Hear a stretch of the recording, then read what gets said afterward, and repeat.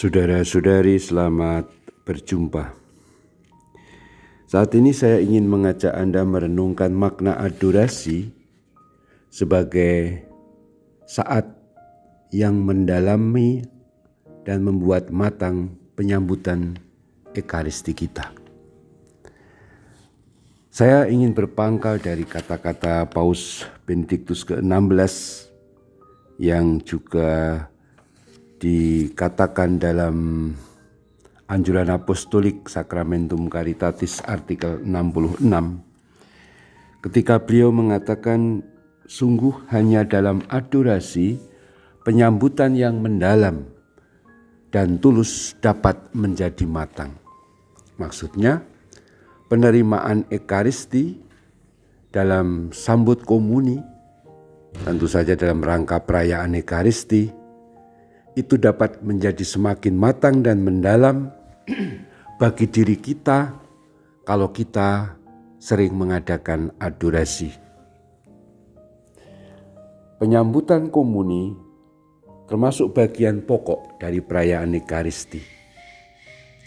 Kita tahu bahwa perayaan Ekaristi itu terdiri atas 4 bagian dengan 2 bagian pokok, yaitu liturgi sabda dan liturgi Ekaristi, dibuka dengan ritus pembuka, diakhiri dengan ritus penutup.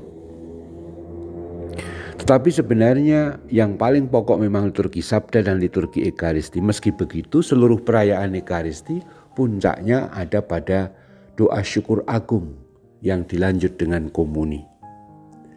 Saat doa syukur agung adalah saat karya penebusan, karya penyelamatan Allah melalui Yesus Kristus yang menderita, wafat, dan bangkit itu dihadirkan. Dan dihadirkan berkat kekuatan Roh Kudus sendiri. Dan secara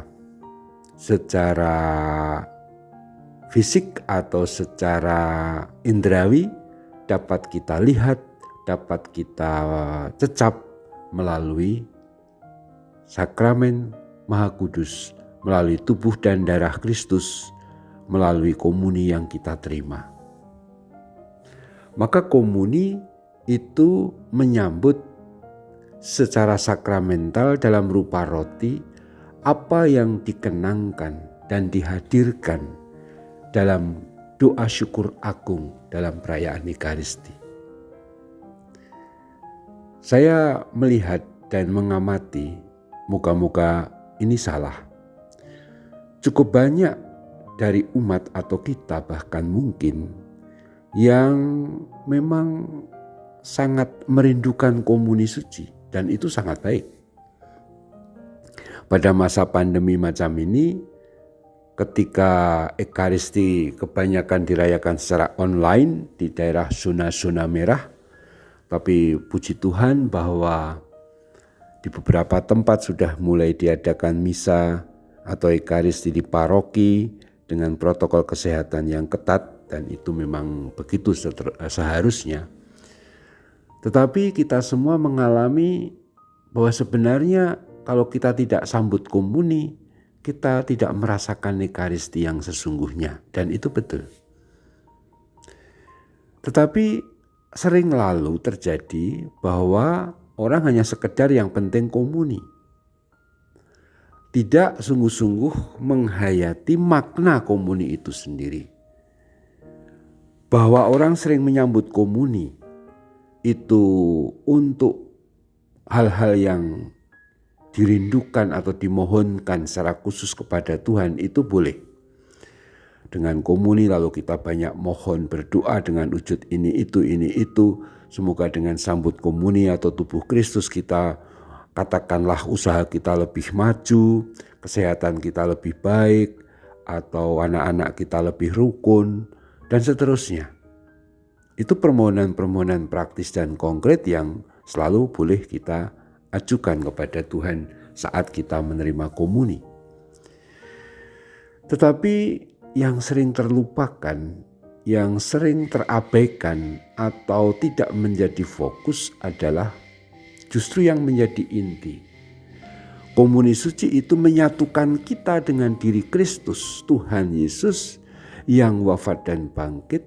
Dia yang menyelamatkan kita. Dan kita dengan komuni itu bersatu dengan Dia. Nah, adorasi itu saat kita merenungkan, mendalami, dan membuat matang persatuan kita dengan Kristus itu.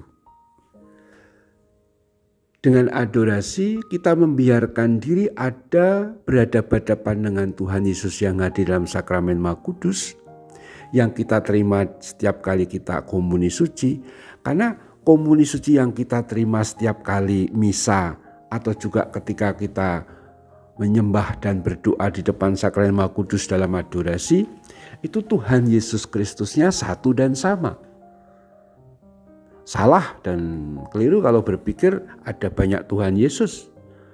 Komuni yang satu ini Tuhan Yesus yang mana, enggak. Tuhan Yesus Kristus cuma satu. Dia hadir dalam komuni kudus, dalam rupa roti. Dalam adorasi kita menghadap Tuhan Yesus yang satu dan sama itu. Yang ketika komuni kita sambut, sekarang kita sembah dalam adorasi supaya kita bisa melakukan sembah sujud dalam konteks yang sangat manusiawi dengan raga kita yang bersembah sujud, membuat kita semakin dekat dengan Tuhan. Dengan suasana adorasi yang khusus juga kalau dilakukan secara online, kita ada dalam suasana kedekatan relasi, kedekatan hubungan dengan Kristus.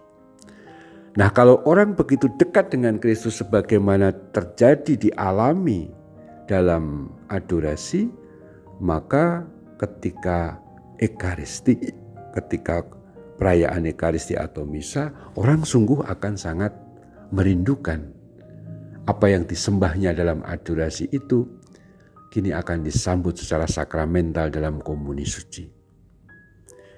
Dengan demikian adorasi itu seperti kata Paus Benediktus ke-16 itu membuat sambut komuni, penyambutan Kristus dalam komuni menjadi semakin mendalam dan matang. Maka orang yang adorasi akan lebih bisa matang dan mendalam sambut komuni. Tapi orang yang cuma main-main dengan misa, yang penting komuni lalu pulang, habis komuni langsung duduk-duduk, kemudian buka-buka handphone, masih dalam misa sambil nunggu komuni selesai atau ngobrol, itu orang yang tidak merindukan Kristus. Orang yang penting misa dan ritual, orang yang penting ikut misa sudah selesai. Tapi tidak pernah ada kedekatan pribadi dengan Kristus. Nah, kedekatan dengan Kristus itu menjadi tujuan, kesatuan dengan Kristus itu menjadi pokok dalam perayaan Ekaristi, dan dengan adorasi itu lebih diperdalam dan dimatangkan. Lanjutkan adorasi Anda, terpujilah Tuhan kita Yesus Kristus untuk selama-lamanya. Amin.